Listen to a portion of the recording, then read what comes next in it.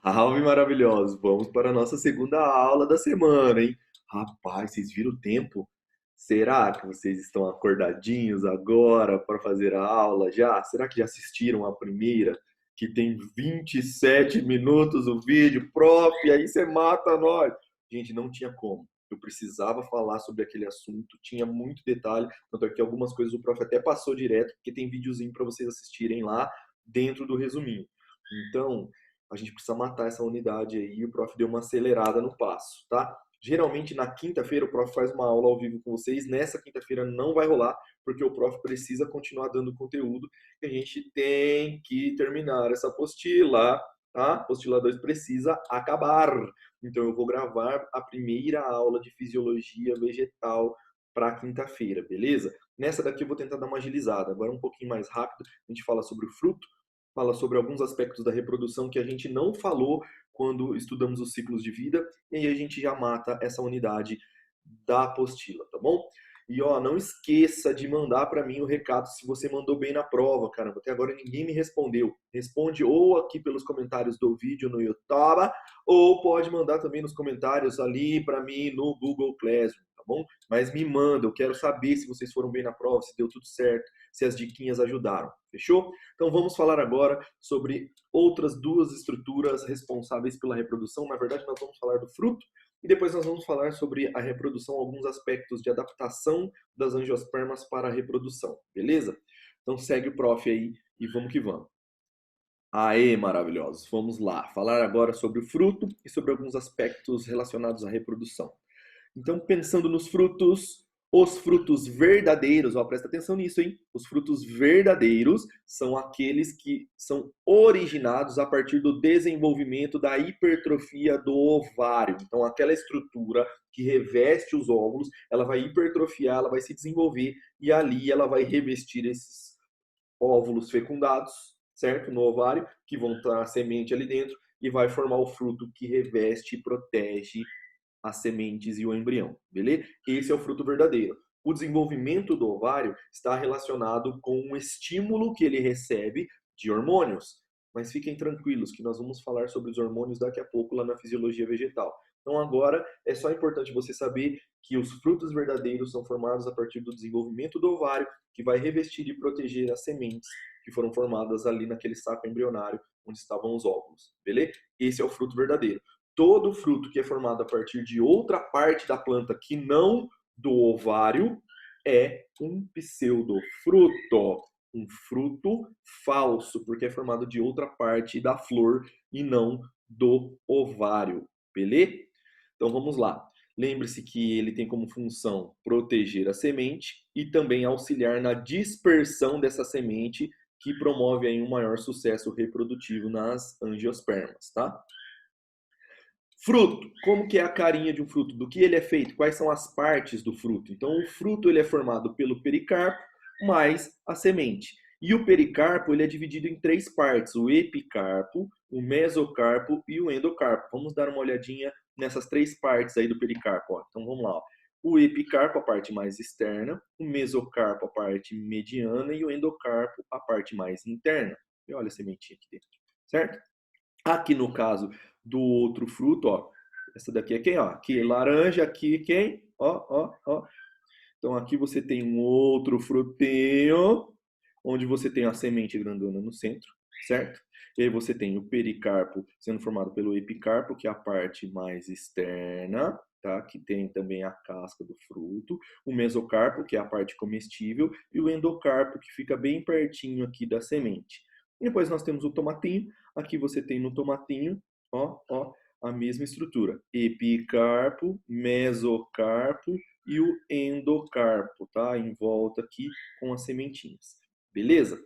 Então aqui você tem um esquema geral de como é a morfologia de um fruto verdadeiro. Lembrando então que o fruto é formado pelo pericarpo, mais a semente, o pericarpo dividido nessas três partezinhas: epicarpo, mesocarpo e endocarpo.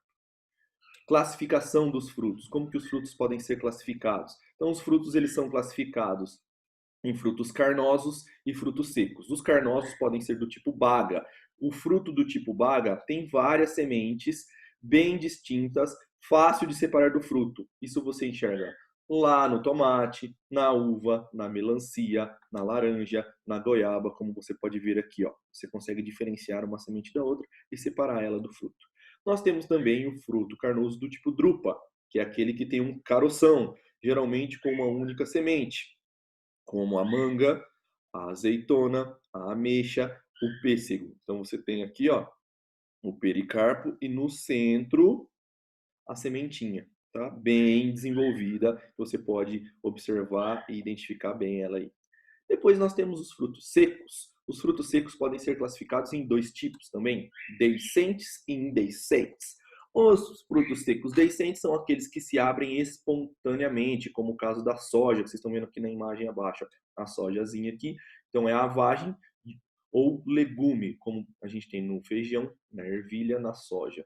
Você também tem outra estrutura chamada de folículo na magnólia e uma cápsula nas mamonas, beleza? Então, o mais comum, a vagem. Então, essa estrutura ela vai se abrir espontaneamente, liberando as sementes. É um fruto seco. Então, essa estrutura da vagem é um fruto, beleza? E depois nós temos os indeiscentes. Esses caras que são indeiscentes, eles não se abrem de forma espontânea, certo? Então, você tem aqui, por exemplo, cariópse ou o grão, como o grão do milho, do trigo, da cevada e o aquênio, que é a estrutura lá do girassol, beleza? Então essas estruturas aqui, ó, como da cevada, são frutos indeiscentes, eles não vão se abrir de forma espontânea, tá? Para abrir, você tem que dar uma forçadinha, certo? E aí tem os danadinhos dos pseudofrutos. Os pseudofrutos são aqueles que se desenvolvem de outras partes da flor, ou seja, não se formam a partir do desenvolvimento do ovário. Então, eles vão se desenvolver de quais partes? Pode ser do receptáculo ou do pedúnculo floral. Eles geralmente são comestíveis e eles vão envolver ou sustentar o fruto verdadeiro, que não é comestível nesse caso. E esses pseudofrutos eles podem ser simples, como a maçã e a pera, eles podem ser compostos, como o morango, e eles podem ser múltiplos, que são as infrutescências, como o abacaxi, o figo, a amora, tá? Lembrando que tudo isso vai depender da flor. Então, se é uma inflorescência, vai formar uma infrutescência. Olha que legal. Então, como a gente consegue relacionar aquela parte das inflorescências com o desenvolvimento dos frutos? Então, você tem aqui, ó, o exemplo, por exemplo, do figo, que é um pseudofruto múltiplo, tá? Onde você tem o receptáculo floral aqui, onde você tem aqui dentro os restos das flores femininas e no cantinho de baixo o resto das flores masculinas, beleza? E você tem aqui a maçã, que é um fruto simples, onde você tem um pseudofruto simples, onde na verdade, olha que coisa maluco. Essa aqui é a parte comestível, tá? E o fruto verdadeiro é essa parte que está aqui, ó, bem próxima da semente, cara, bem próximazinha. Então, essa estrutura marronzinha que envolve a semente aqui, que é o fruto verdadeiro. E essa parte que é o receptáculo floral que se desenvolveu, que pra gente é a fruta, é o pseudofruto. Beleza? Com relação ao morango, olha que legal aqui, ó. Você tem então o receptáculo floral se desenvolvendo, e aí você tem aqui, olha que legal, ó, o receptáculo se desenvolvendo, formando o pseudofruto. E aqui, ó, essas pontinhas, todos esses pontinhos que você vê no morango são os frutos com sementes. Então, os frutos verdadeiros são esses pontinhos pequenininhos. E o pseudofruto é aquela parte carnosa, grandona que a gente come. Muito doido, né? E aí os outros exemplos também, como o abacaxi, que é uma infrutescência, tá? Como o caju, que o fruto é, na verdade, aqui, ó, essa danadinha da castanha aqui, e o pseudofruto, que é a parte carnosa, é o desenvolvimento do receptáculo também floral. Então, o fruto é a parte dura, seca aqui, e o pseudofruto é a parte carnosa. Tá? Então tem muita coisa com relação aos frutos, né? Tem vários outros frutos que a gente pode discutir, tentar classificar e tudo mais. E aí, se vocês tiverem dúvidas com relação a frutos de outras plantas, manda aí pro prof, que o prof vai respondendo vocês. Mas é isso, povo. De maneira geral, então, nós temos esses danadinhos aqui como os principais representantes dos pseudofrutos. Lembrando que o pseudofruto é aquele que se forma a partir do desenvolvimento de outra parte da flor que não é o ovário. Tá? E nós temos aqui exemplos clássicos: morango, maçã, figo, abacaxi, o caju, a própria amora, tá bom? E os frutos partenocárpicos, professor? Quem são eles? Os frutos partenocárpicos são aqueles frutos sem semente, como por exemplo a banana, que ao longo do tempo elas foram sendo domesticadas e as espécies que nós temos hoje não têm semente, tá? Professor, mas dá para formar fruto partenocárpico artificialmente? Dá. Como? Você pode ter isso quando você aplica os hormônios direto lá no ovário das flores e aí você estimula esse ovário a se desenvolver sem a necessidade da fecundação. Portanto, se não tem fecundação, não tem semente. E aí você tem a formação de frutos sem semente. Isso é muito, muito aplicado, por exemplo, em plantas que têm aí interesse comercial. Por exemplo, a uva. Você tem uva sem semente. A uva sem semente, ela é produzida dessa forma. Você aplica hormônio na flor e aí você não precisa ter a fecundação para estimular a produção do fruto, porque o hormônio é aplicado diretamente lá na planta e ela já desenvolve o seu ovário, porque não precisou naturalmente esse hormônio ser produzido por estimulação da fecundação. Então você tem ali, aplica o hormôniozinho, desenvolve o ovário, forma o fruto sem semente, o fruto partenocárpico. Beleza? Falando agora sobre a relação das flores e dos frutos, tá? Então aqui você tem uma imagenzinha sensacional mostrando a relação direta entre a estrutura da flor e o tipo de fruto que ela forma. Aqui, ó, o fruto da ervilha que tem uma estrutura semelhante ali, ó, à vagem da soja, tá? Então é bem legal aqui você observar as várias sementes sendo formadas dentro daquele ovário que estava aqui. Depois você tem o desenvolvimento do fruto da framboesa, ó. Então você tem um fruto agregado, por quê? Porque ele evolui de muitos carpelos que são separados de uma flor. Então você tem aqui não só a framboesa é assim, mas a amora e o morango também, então é o mesmo esquema do morango.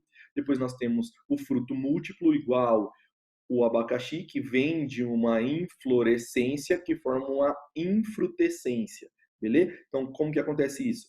Ele evolui de muitas flores que formam uma inflorescência. Então você tem várias flores e essas várias flores vão dar origem a essa estrutura do fruto do abacaxi, que é um fruto múltiplo. Então são várias frutinhas que se juntaram para formar um frutão, beleza?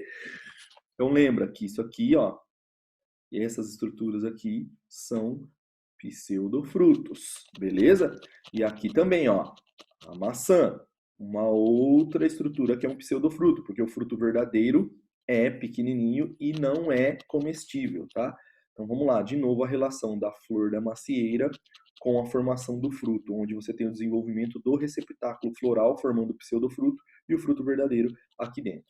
Tá bom? Então pega esse resumex aqui depois e dá uma olhada aí nos detalhes para você relacionar a estrutura da flor com o desenvolvimento do fruto ou do pseudofruto, que são a maioria desses casos que nós estamos vendo aqui. Depois, vamos falar agora rapidex sobre alguns aspectos da reprodução que nós não comentamos quando falamos dos ciclos de vida. Por exemplo, isso aqui, ó, vocês já sabem, né? Que você tem a reprodução sexuada nas angiospermas, dupla fecundação. Essa dupla fecundação vai formar o embrião e o endosperma triploide. Só que o processo de fecundação estimula a liberação de hormônios e alguns hormônios são responsáveis por estimular o desenvolvimento do ovário para formar essa estrutura que nós vimos agora, que reveste e protege a semente, que é o fruto, que é formado pelo pericarpo, que tem 3 partes: epicarpo, mesocarpo e endocarpo.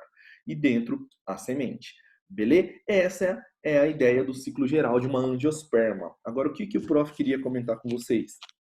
Sobre algumas coisas relacionadas à variabilidade genética das angiospermas. Porque a maioria das angiospermas tem flores hermafroditas, ou seja, tem os dois sexos na mesma flor. E o professor, mas se tem os dois sexos na mesma flor, ela não vai se autopolinizar? Muita gente já me perguntou sobre isso. E o que eu falava é sempre assim, ó, não, ela tem mecanismos que vão evitar a autofecundação. Lembre-se, a autofecundação forma clone, clone não é interessante evolutivamente. E as plantas se adaptaram para não se autofecundar. E como que elas fizeram isso? Elas têm alguns mecanismos. Um deles é a dicogamia. O que é isso?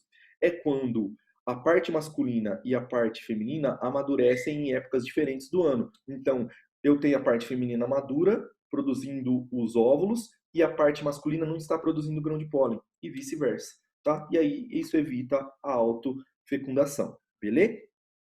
Eu tenho a ercogamia também, que é um processo que forma uma barreira física que impede o contato do pólen com o estigma da mesma flor. Então, essa barreira física pode ser o, os grãos de pólen estarem em posições mais abaixo, né, da onde está o estigma, ou alguma capa, alguma proteção no estigma ali que não permite a entrada do grão de pólen nesse estigma, tá? Então tem alguma capa, alguma proteção que só consegue entrar o pólen ali se ele for trazido por um polinizador. Então é como se fosse uma garagem, uma proteção, uma cobertura que não deixa o grão de pólen cair naturalmente. Ele precisa entrar pelo transporte sendo trazido por um polinizador específico. Então você tem uma barreira física sendo criada. Quando tem essa barreira física na flor, nós chamamos esse processo de ercogamia.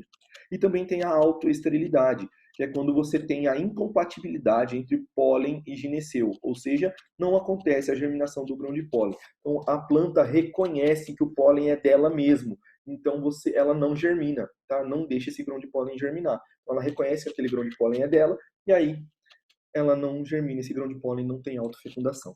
Sensacional, né? Parece até que as plantas elas pensaram para que isso acontecesse, mas a gente precisa entender que essas são características selecionadas ao longo do tempo evolutivamente.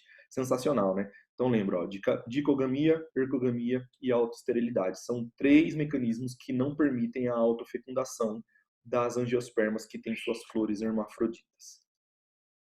Depois tem a reprodução assexuada. Nós não comentamos sobre reprodução assexuada. Então você tem aqui alguns exemplos de reprodução assexuada de plantas, tá? Você tem a estaquia, que é quando você retira um pedaço do caule, planta esse pedaço do caule. Peraí, deixa o prof voltar. Às vezes dá uns BO aqui nessas apresentations. Aí, você tem a estaquia, você planta ali uma mudinha, um pedacinho do caule, certo? Então, essa aqui, a estaquia é mudinha, mudinha. Peguei um pedacinho do caule, plantei, e esse pedaço do caule, por ter gemas laterais, ele vai germinar e vai formar uma nova planta. Depois você tem a mergulhia, que é você pegar um pedaço do caule de uma planta e colocar ele no solo, tá? Você dá uma mergulhada, por isso que a gente chama de mergulhia. Você insere esse caule no solo, ele vai enraizar e vai dar origem a uma nova planta, beleza? Depois disso, nós temos também a alporquia. O que é a alporquia? A alporquia é quando você pega e faz um esquema de colocar aqui, ó, você faz um corte no caule, e aí nesse corte você vai inserir aqui, olha que doideira isso, você vai colocar aqui, você vai tampar isso daqui, e aí a partir daqui você tem a germinação de gemas laterais e de enraizamento, porque aí você coloca aqui uma quantidade de substrato, de solo também, e ele vai formar aqui estruturas que você depois pode retirar e formar uma nova planta, tá? E na enxertia, você tem justamente uma planta receptora e depois uma parte da planta, olha só que legal isso, uma planta receptora e uma parte aqui que vai ser inserida nela. Você abre um pedaço do caule e você enxerta uma parte de uma outra planta aqui. Você amarra tudo bonitinho e elas vão se fundir e ela vai permitir, essa planta receptora vai passar a conduzir o desenvolvimento dessa parte enxertada. A enxertia ela é muito comum quando você quer acelerar o processo de florescimento e de formação de fruto. Tá? Você vai pegar lá uma planta que está no estágio de desenvolvimento de flor de fruto, pega essa planta receptora que está em período reprodutivo e você enxerta aqui, como essa planta receptora já tem ali muitos hormônios para estimular a floração, ela vai passar esses hormônios para essa parte enxertada e vai acelerar o desenvolvimento aí das flores e, consequentemente, dos frutos. A enxertia também é bem legal mesmo, tá bom? Depois tem esses processos lá, ali na apostila, você pode olhar de novo, pode revisar para conseguir entender melhor isso daí, tá bom? Então é isso, meu povo. Era isso que o prof tinha para falar. Vou passar para vocês agora as atividades que vocês têm que desenvolver e aí vocês resolvam os exercícios e a gente já mata essa unidade, beleza? E é isso, meu povo. Tem outras técnicas relacionadas à reprodução, por exemplo, você tem técnicas de reprodução sexuada por cultura de tecidos, você faz cultura de tecidos de células vegetais, e como a gente sabe, existem células vegetais que são totipotentes, que são as células meristemáticas, que podem dar origem a todos os tecidos do vegetal. Então você pode usar a cultura de tecidos para fazer reprodução assexuada também. Nós temos outras técnicas, por exemplo, técnicas de biologia molecular, que vão fazer aí as plantas transgênicas, né? Então tem muita coisa relacionada à reprodução vegetal e que são aplicadas aí. Você tem um pouquinho falando sobre isso no seu material. Então dá uma lida que vai te ajudar bastante, tá? Lembre-se então de fazer as atividades. Quais atividades agora você vai fazer? O resto que sobrou da apostila, beleza? Você vai fazer a atividade discursiva, a atividade de 5 a 7, o mais Enem, para casa atividade 3 e 4 e sintetizando a unidade, os itens de 3 e os itens 3 e 4. Fechou? É isso. Depois o prof vai postar o gabarito dessa unidade para vocês lá no mural do Classroom. Uma conferida no gabarito e ver se vocês responderam corretamente. Qualquer dúvida, o prof está aqui, só mandar. Beleza? E é isso. Quinta-feira já tem unidade nova na apostila, começando assunto novo, fisiologia vegetal, para a gente matar de uma vez por todos os conteúdos de plantinhas. Beleza? Beijo para vocês, boa semana. Quinta-feira estamos juntos de novo na nossa próxima aula, tá? Saudade de todo mundo. Beijo, fui!